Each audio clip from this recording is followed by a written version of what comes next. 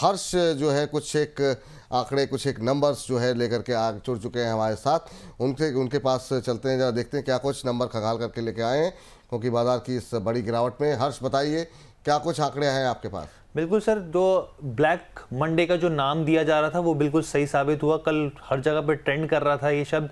और यहाँ पर हम लोग बताएं कि जिस तरीके की गिरावट देखने को मिली, तो इंटरनेशनल जो मार्केट्स हैं किस तरीके के हॉल देखने को मिला। सबसे पहले हम लोग आपको कुछ बाजार बताते हैं कि जो विदेशी बाजार हैं वहाँ पर क्या स्थिति देखने को मिली। ये देखिए कहाँ कहाँ ट्रेडिंग रुकी।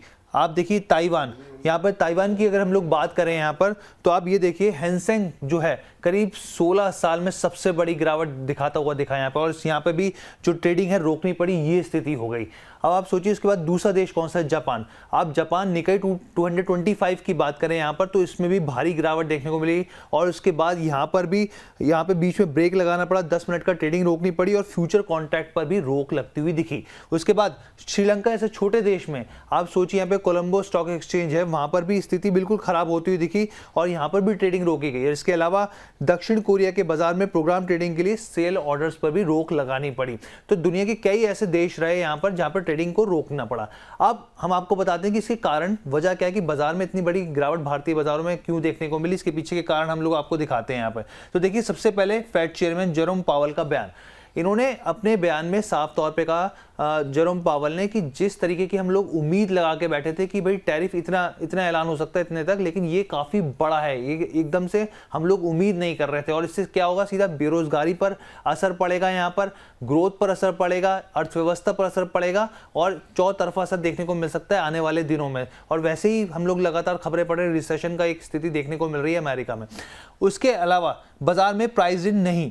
अब बेसिकली यहाँ पर बहुत सारे एक्सपर्ट्स और यहाँ पर रिपोर्ट्स निकल कर आ रही है कि जो निवेशक हैं उन्होंने अभी तक जिस तरीके के ऐलान हुए उसको ढंग से समझा नहीं है और ये जो गिरावट है और बढ़ सकती है। और यहाँ तक के आंकड़े भी आए कुछ रिपोर्ट्स के कि FY26 में निफ्टी का अर्निंग पर शेयर 3% तक घट सकता है। तो ये अपने आप में एक बहुत बड़ी चीज है। तो इनका ये मानना है कि गिरावट और बढ़ेगी। दूसरा कारण ये हो सकता है जिसके वजह से एक ट्रिगर बनता हुआ दिखा। तीसरा, चीन अमेरिका में ट्रेड वॉर। तो ट्रेड वॉर को लेकर जिस तरीके से चीन ने 34% का टैक्स लगाया और यहां तक कि जो कुछ रेयर अर्थ जो मेटल्स हैं उस पर एक्सपोर्ट पर बैन किया, उसका असर देखने को मिला। और ट्रम्प ने कहा कि आपको इसका खामियाजा भुगतना पड़ेगा। तो ट्रेड वॉर की एक मामला पूरा बढ़ता हुआ दिखा। इसके बाद चौथा, डॉलर और बॉन्ड यील्ड में गिरावट देखने को मिली। आप देखिए डॉलर जो है वो भी कमजोर होता हुआ दिखा। जो बॉन्ड यील्ड है 2022 की, जो 2 साल की जो बॉन्ड यील्ड है वो 3.43% पर आ गई है। गिरावट देखने को मिल रही है यहाँ पर।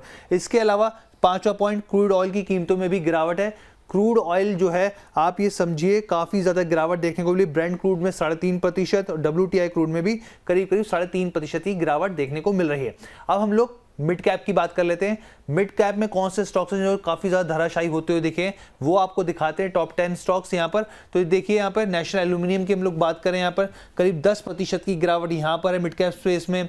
ऑथम इन्वेस्टमेंट की हम लोग बात करें, करीब 9% की गिरावट यहाँ देखने को मिल रही है। मैंगलोर रिफाइनरी की बात करें, 8.5% के आसपास की गिरावट यहाँ पर स्टॉक में। सेल की बात करें मेटल्स में, तो आप ये देखिए करीब 8.36% की गिरावट यहाँ पर है। भारत फॉर्ज करीब 8.33%, ये भी टूटता हुआ दिखा है। इसके अलावा और कौन से मिड कैप स्टॉक्स हम लोग दिखाते हैं, एक बार स्क्रीन पर लेके आते हैं। आप ये देखिए, इसके अलावा PG इलेक्ट्रोपास, ये भी करीब 8% से ज्यादा की गिरावट है। भारत डायनामिक्स की बात करें, यहाँ पर 8% से ज्यादा ये टूटा हुआ है। कोफोर्ज की बात करें, IT पैक में भी बुरा हाल है, सबसे ज्यादा बुरा हाल देखने को मिल रहा है मेटल और IT में, तो 8.18% यहाँ गिरावट है। फर्टिलाइजर एंड केमिकल, त्रावणकोर में भी आप देखें तो ये करीब 8% के आसपास यहाँ गिरावट है। और बायोकॉन भी करीब 7.82% टूट गया है। तो ये ओवरऑल जो काफी इंपैक्ट डालते हुए दिख रहे हैं बाजार पर स्थिति। बिल्कुल। तो जरा मिड कैप स्टॉक्स पे जरा दोनों लिस्ट लेकर के आते हैं। रवि सर से पूछते हैं कि आखिर में यहाँ पर कोई ऐसे शेयर हैं जहाँ पर कुछ पोजीशन होनी चाहिए क्या, और इस बीच जरा मिड कैप सबसे ज़्यादा गिरने वाले स्टॉक्स में सर, इसमें कुछ एक शेयरों पे तो हमारी बात हो चुकी है। जैसे अभी इनमें से कुछ अच्छा लग रहा है आपको? 8% से लेकर के 10% की गिरावट पहली लिस्ट में जो हमारे 5 शेयर हैं, जिसमें भारत फोर्ज है, सेल है, MRPL है, ऑथम इन्वेस्टमेंट है और नाल्को है। तो मेटल से सर यहाँ पर 2 कंपनियाँ हैं, OMC से एक, भारत फोर्ज जो बीच का है जिसमें कि डिफेंस के भी ऑर्डर्स मिलते रहते हैं। आपकी टिप्पणी क्या रहेगी सर इन 5 पे? कोई पसंद है सर आपको शेयर?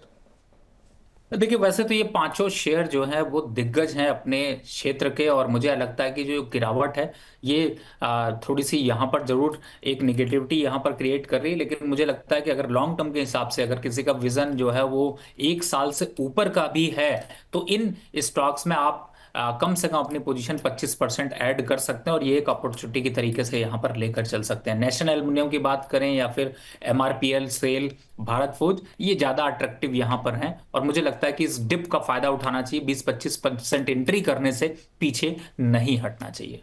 ठीक सर, चलिए दूसरी लिस्ट भी दिखा दीजिए जरा सर को एक बार, और उसमें देखते हैं कि इनमें से कोई नाम ऐसा हो जो अच्छा लग रहा हो, जिसमें कि हम देख रहे हैं बीडीएल है, बायोकॉन है, इसके अलावा त्रावणकोर है, इसके अलावा अगर हम देखें कोफोर्ज में अच्छी खासी गिरावट है।